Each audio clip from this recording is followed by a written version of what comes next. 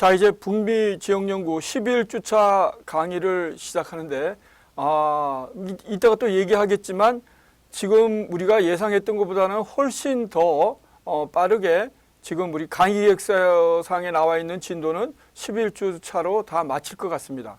그래서 또 추가적으로 내용을 학습하게 되겠는데요. 이거는 지금 뭐 국제 투자도 마찬가지입니다. 국제 투자도 11주차 내지는 12주차 초에 아마 강의 계획서상에 있는 진도는 다 나갈 거고요. 그러면 이제 공통적으로 이제 추가적인 내용을 같이 이제 지금 북미 지역연구와 국제 투자는 같이 이제 병행하게 됩니다. 자, 그럼 왜 이런 현상이 생기는가를 이제 잠깐 이제 짧게 얘기하면, 우리가 이제 강의 계획서는 클래스 강의를 중심으로 애초에 만들어진 것이죠. 뭐 코로나19 사태를 예상할 수는 없었으니까요. 그래서 온라인 중심으로 만들어진 강의 계획서가 아닙니다.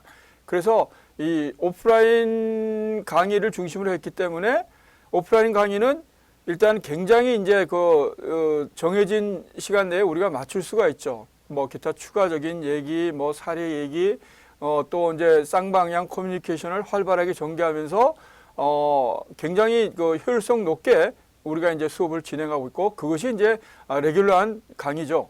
근데 이제 이런 코로나 사태를 맞이해서 온라인 강의로 전환됐기 때문에 이게 훨씬 더 이게 이제 많은 양의 이 내용을 하게 됩니다. 왜냐하면은 지금 여기서는 이제 우리가 쌍방향 커뮤니케이션이 안 되는 것이고, 또 이게 지금 뭐 녹화를 하고 있긴 하지만 거의 이게 생방송과 마찬가지입니다. 이게 뭐 예를 들어서 다시 편집이 되거나 이런 상황이 아니니까요.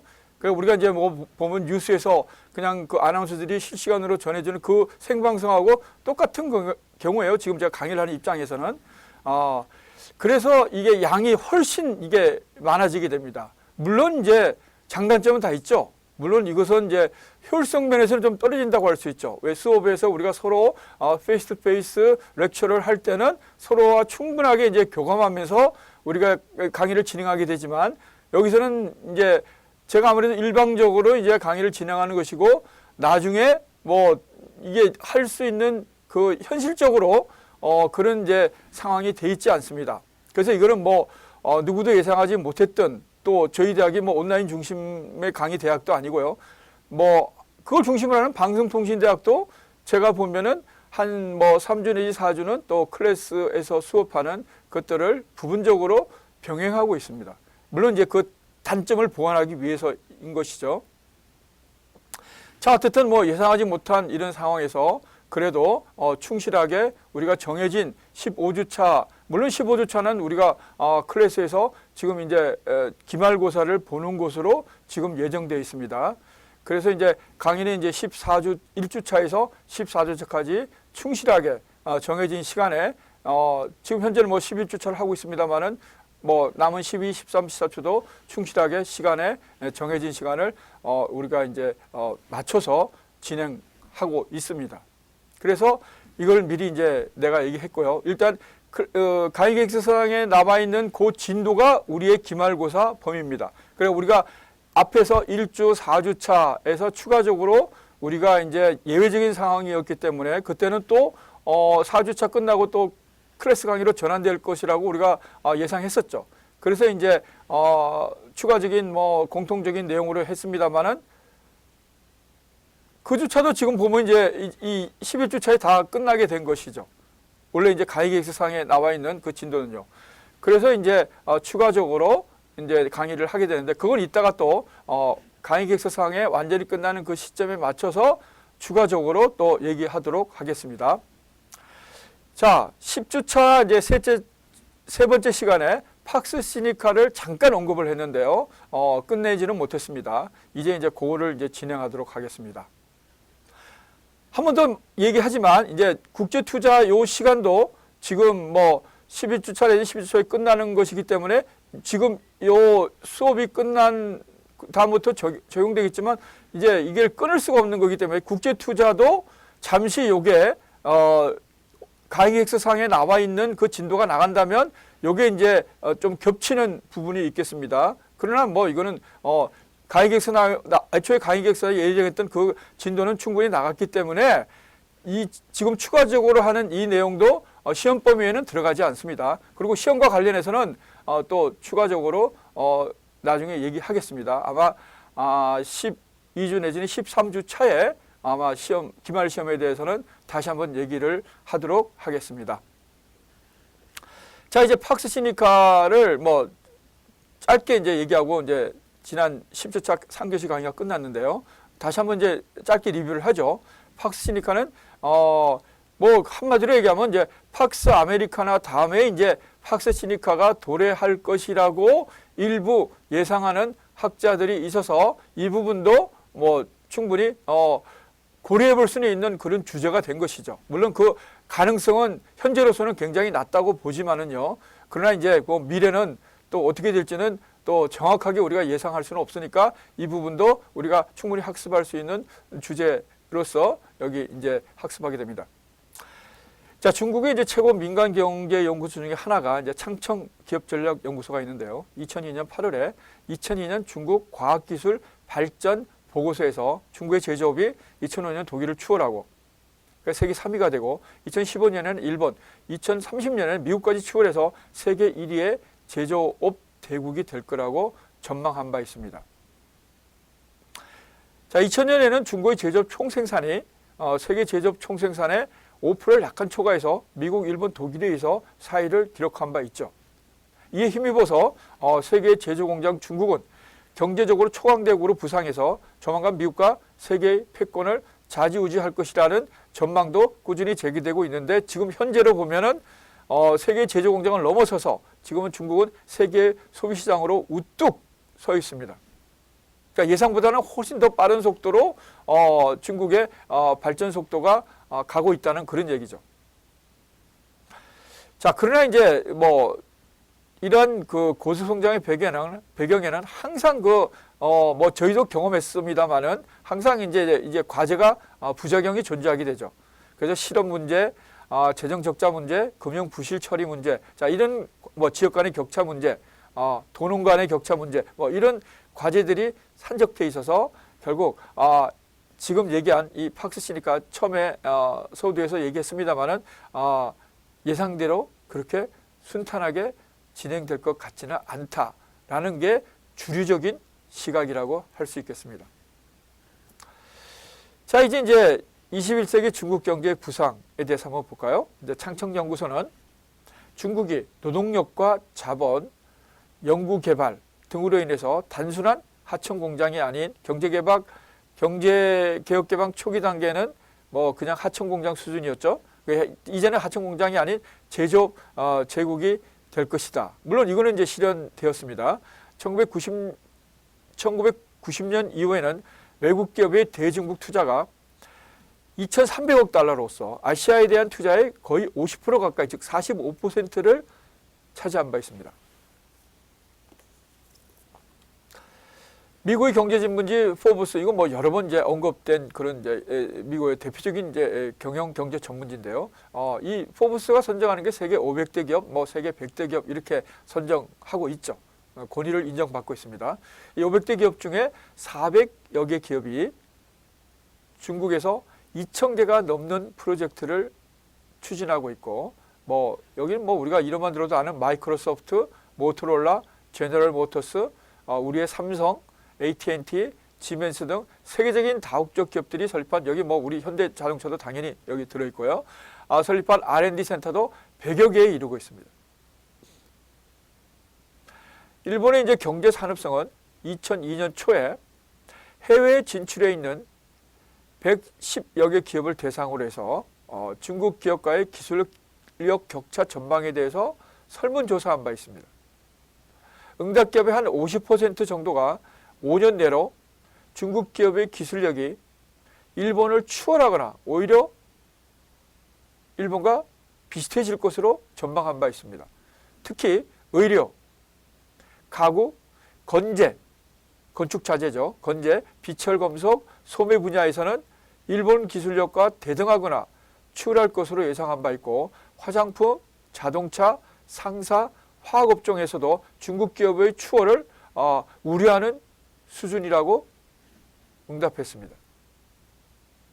또한 일본의 이제 마루베니 경제연구소는 중국이 이미 생산대국이 되었고 향후 생산대국, 소비대국 단계를 지나서 생산, 소비 및 인재, R&D 대국으로 발전해서 경제 초강대국으로서의 요건을 완벽하게 구비할 것이다 라고 분석한 바 있습니다. 물론 이 분석은 이제 상당히 이제 그야말로 들어맞았죠. 뭐 아직까지 이제 R&D 대국으로까지는 뭐 총체적인 의미에서 R&D 대국으로까지는 뭐 인정하기 힘들겠습니다만은 특정 분야, 예를 들면 뭐 슈퍼컴퓨터, 그 다음에 5G, 뭐 그 다음에 일부 AI, 뭐 이런 특정한 어떤 그 하이테크 분야에서는 이미 미국과 대등한 수준의 이런 것으로 지금 평가되고 있습니다. 다수의 이제 국제경제 전문가들은 일본 경제의 장기 침체와 우리가 이제 뭐 로스트 데케이드, 로스트 20 이어즈라고 지칭되는 일본의 그야말로 1990년대 이후에 장기 불황을 지금 얘기하고 있는 겁니다. 또한 중국 경제 2000년대 이후에 급성장으로 인해서 동아시아에서 경제의 중심축이 일본에서 중국으로 이전되고 있고 중국 중심으로 아시아 경제가 재편될 것이라고 전망한 바 있습니다. 물론 이것도 이제 실현되었거나 실현되고 있죠. 뭐 제가 말한 되었거나는 되고 있죠는 이제 전반적인 이제 총체적인 이제 의미에서 얘기하는 겁니다. 아직도 이제 총체적인 의미에서 양적으로는 뭐 중국이 아시아에서 일본을 추월했지만 그러나 이제 그야말로 질적인 의미에서는 아직도 이제 그 벽은 존재한다고 봐야 되겠죠. 그런 의미에서 제가 추월했거나 뭐 추진되고 있다 이런 이제 용어를 썼습니다. 현재 이제 중국 제품이 세계 시장에서 차지하는 점유율에 있어서도 1인 품목은 무려 100개를 훨씬 초과해서 뭐 한 200개 이상 가는 걸로 이제 지금 추정하고 있습니다. 첨단 고부가 가치 제품도 세계 시장에서 차지하는 비중이 아직은 낮지만 우리가 범용 제품들 있죠. 선풍기, 카메라, 전화기, 녹음기, 시계, 생사, 비타민 C, 컨테이너 이런 20여 개 품목은 점유율이 무려 50%를 초과하고 있는 시점입니다. 점유율이 80%를 초과하는 품목도 존재하죠. 중국 공산당 기관지 인민일보는 이에 대해서 질적인 면에서 자동차, 반도체, 컴퓨터, 통신기기 등 첨단 제조업 제품에서의 선두권 도약도 조만간 실현될 것으로 예상하고 있습니다. 물론 우리가 이제 저하고 관련되는 분야는 이제 자동차, 뭐 반도체 이런 게 되겠죠.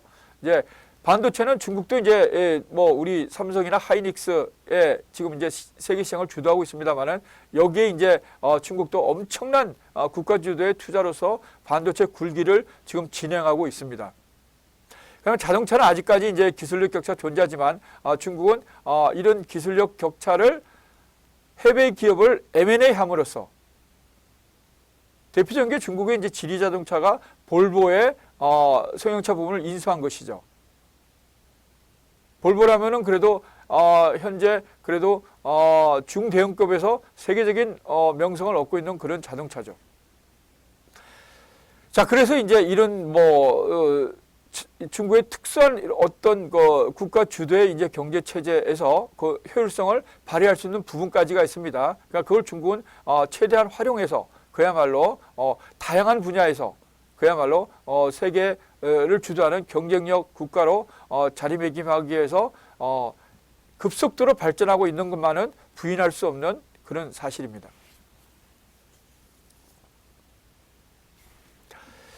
당시 이제 미국, 일본, 유럽연합 등이 2000년대 초에 경제 동반 침체 현상으로 인해서 어려움을 겪었지만 중국의 경우는 당초 경제 성장률 목표인 7%를 초과해서 고속 성장세를 시현한 바 있습니다.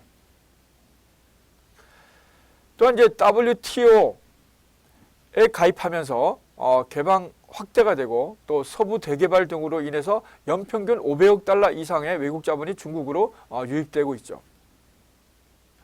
그래서 일본 경제연구센터는 구매력 기준, 이 구매력이라는 것은 물가 상승을 고려한 그런 이제 경제 수치입니다. 구매력 기준으로 중국은 이미 1997년에 4조 3,830억 달러로 일본의 2조 9,510억 달러를 제치고 2위로 올라선 바 있고 미국의 7조 6,900억 달러의 약 60% 수준에 이르렀음을 지적한 바 있습니다. 또 뭐 추가적인 통계를 보면 2006년에 수십 년간 외환보유고 1위를 찾던 일본을 제치고 중국이 외환보유고 1위로 부상했고 그 2위인 일본과의 격차는 더욱더 벌어지고 있는 그런 상황입니다. 경제 규모도 수차례 제가 얘기했습니다만 2010년에 일본을 추월해서 경제 규모가 세계 2위로 올라서고 있고 1위인 미국과는 격차를 좁히고 있고 3위 일본과는 그 격차를 오히려 확대하는 중국 경제로서는 바람직한 양상으로 전개되고 있는 상황입니다. 자, 이제 두 번째 중화 경제권의 향방입니다. 자, 세계 이제 경제계에서는 향후 중화 경제권의 향방에 대해서 지대한 관심을 표명하고 있죠. 이는 이제 화교 경제권이 어느 정도로 신속하게 통합되는지가 세계의 지역주의화에 커다란 영향을 미칠 것으로 예상되고 있기 때문입니다. 중국 정부는 이제 2002년부터 전격적으로 화교 경제권을 통합시키기 위해서 본격적으로 나서고 있죠. 조만간 어떠한 형태로든 가시적인 결과가 나타날 것으로 보입니다.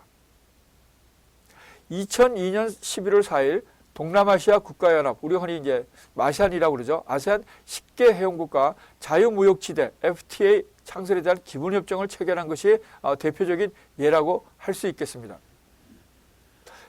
주제다시피 이제 중국의 14억 5천만의 인구, 아세안의 6억 인구를 통합하는 대규모 무역 공동체 탄생의 사전 단계로서 FTA가 아세안 국가들의 장래 또는 경제 막대한 영향력을 이제 행사하고 있는 화교 자본을 합법적으로 담아낼 수 있는 가장 좋은 수단이 되기 때문이죠. 실제 중국은 2001년 말 세계무역기구에 가입한 이후에 개혁개방 정책을 가속화하면서 홍콩과 대만 경제를 신속하게 흡수하고 있습니다. 2002년 이들 세 개 지역의 GDP는 총 9조 7조 8천억 달러로서 유럽연합의 9조 3천억 달러에 육박하고 있습니다. 그러나 시간이 경과할수록 교육 확대 등을 통한 상호 시너지 효과가 더 커지고 있습니다.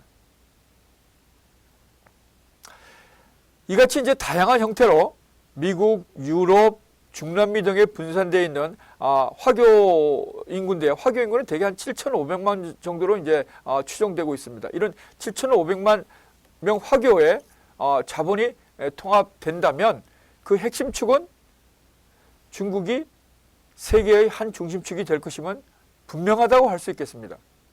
자, 우리 한번 이제 통계적인 추정치를 한번 보면 중국 본토는 한 대체적으로 14억 5천만 명 정도로 추정되고 있습니다. 물론 정확한 인구는 모릅니다. 근데 중국 정부가 공식적으로 발표하는 게 한 14억 3천 그 정도 되는데요. 또 여긴 통계 잡히지 않는 인구들이 있죠. 중국에는. 과거 이제 한족에 대해서 한자녀 갖기 운동으로 인해서 예를 들면은 한자녀를 초과해서 낳는 경우는 벌금을 내게 돼 있죠. 그래서 그 일반인들은 아주 서민들은 그 벌금을 내지 못하는 사람들이 있습니다. 아주 이제 소득이 낮은 층. 그래서 그 사람들은 이제 우리로 말하면 이제 주민등록이죠. 주민등록에 돼 있지 않죠. 근데 인간인데 행정적으로 잡히지 않는 인간입니다. 우리도 우리는 자동적으로 거의 이 주민등록이 다 되지 않습니까? 태어나자마자 출생신고를 하면. 근데 그렇게 하지 못하는 거죠. 그럼 실질적으로 2명을 낳은 사람, 3명을 낳은 사람이 없는가? 그건 이제 벌금을 내게 됩니다. 그것도 소득 수준에 따라서 이제 벌금이 굉장히 많이 내기도 하고, 그 형편에 따라 소득, 동일한 이제 벌금을 내지는 않는데요. 그래서 이런 인구가 얼마나 될지, 이거 추정이 불가능한 것이죠. 대개 한 5천만 명 정도 되지 않을까. 이것도 이제 추정일 뿐입니다.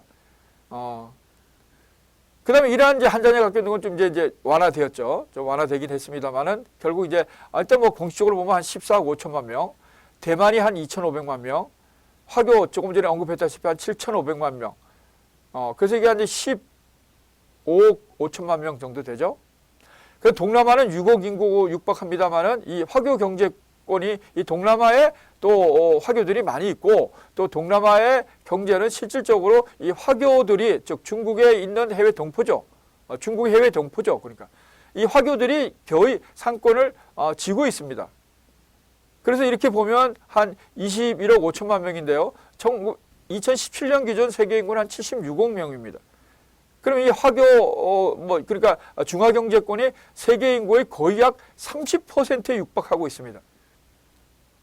그렇기 때문에 이 중화경제권의 핵심 축인 중국이 결국은 세계 경제의 한 중심축이 될 것임은 분명하다는 것이죠. 예를 들면 이제 미국이 중심이 되는 북미 경제권, 캐나다까지 포함해서 그 다음에 유럽연합. 지금 현재 뭐 28개국이지만 영국이 이제 탈퇴해서 이제 한 27개국이 됐습니다만, 유럽연합 경제권, 그 다음에 뭐 우리가 흔히 이제 동북아 경제권, 뭐 동아시아, 확대하면 동아시아인데 결국 다시 또 다른 각도로 보면 지금 얘기한 중화 경제권이 되겠죠. 중화 경제권. 그래서 어떻든 이제 이 팍스 시니카 시대가 도래할지도 모른다는 이런 그야말로 낙관적이고 뭐 지극히 추상적인 이런 전망이지만 일전에 언급한 대로 결국은 이 예상은 실현된다는 것은 그렇게 용이하지는 않다. 뭐 또 여러 가지 이제 이 조건들이 있죠. 이게 가능하려면. 그래서 이제 그건 현실적으로 상당히 어려울 것이다라고 이제 보는 것이 주류 학자들의 시각입니다. 자, 이제 우리가 강의 계획서상에 이제 마지막 이제 여기 이제 우리 학습 범위인데요. 여기 보면 세계 정치 사회 질서가 있습니다. 세계 정치 사회 질서. 우리가 이제 이 교재를 보면 부록 7이 되겠죠. 자, 요 세계 정치 사회 질서는 뭐 그렇게 학습 내용이 많지는 않습니다만은 단락단락에 이제 나름대로 세부 주제는 많습니다. 첫 번째가 냉전 종식에 따른 당극 체제의 도래. 요거요. 두 번째는 지역 분쟁의 확산. 그다음 세 번째 소주제는 세계 각국의 군비 지출 증대입니다. 네 번째 소주제는 무차별적인 테러의 확산이고요. 다섯 번째 주제는 이라크 전쟁 후에 세계의 위험성이 더욱더 증대되었다는 것이죠. 여섯 번째가 이제 세계 질서는 그럼 어떻게 갈 것인가? 라는 이제 우리가 전망을 한번 해보는 것으로 우리가 강의 계획상에 있는 진도는 이제 다 마치게 됩니다. 자, 이제 첫 번째 냉전 종식에 따른 당국 체제의 도래입니다. 자, 뭐 이것도 여러 번 언급되었습니다만은 구소련에 이어서 동구 사회주의 체제가 붕괴한 게 한 1991년이 되죠. 이 1991년에 동구 사회주의 체제까지 붕괴되면서 결국 2차 세계대전 이후에 미국을 중심으로 한 자본주의, 민주주의 진영과 구소련을 중심으로 한 사회주의, 공산주의 진영 간의 이 대립, 이게 이제 냉전이라고 하는 것이죠. 이 냉전이 종식되면서 이제 체제 경쟁이 끝났다는 얘기죠. 그러니까 자본주의와 사회주의, 민주주의와 공산주의 이런 그 체제 경쟁이 이제 끝나고 결국 동유럽은 전부 자본주의, 민주주의 국가로 이제 전환이 됐죠. 구소련도 몰락하고 러시아로 이제 승계돼 있지만 물론 러시아는 이제 진정한 의미의 민주주의 국가라고 보기는 어렵죠. 거기는 이제 뭐 민주적인 방법으로 즉 선거를 통해서 어떤 행정 지배 체제를 선택하지만 결국 이제 상당히 이제 1인 독재에 가까운 그런 이제 그 정치 행태를 보이고 있기 때문에 발전된 성숙한 민주주의 국가라고는 보기 힘듭니다.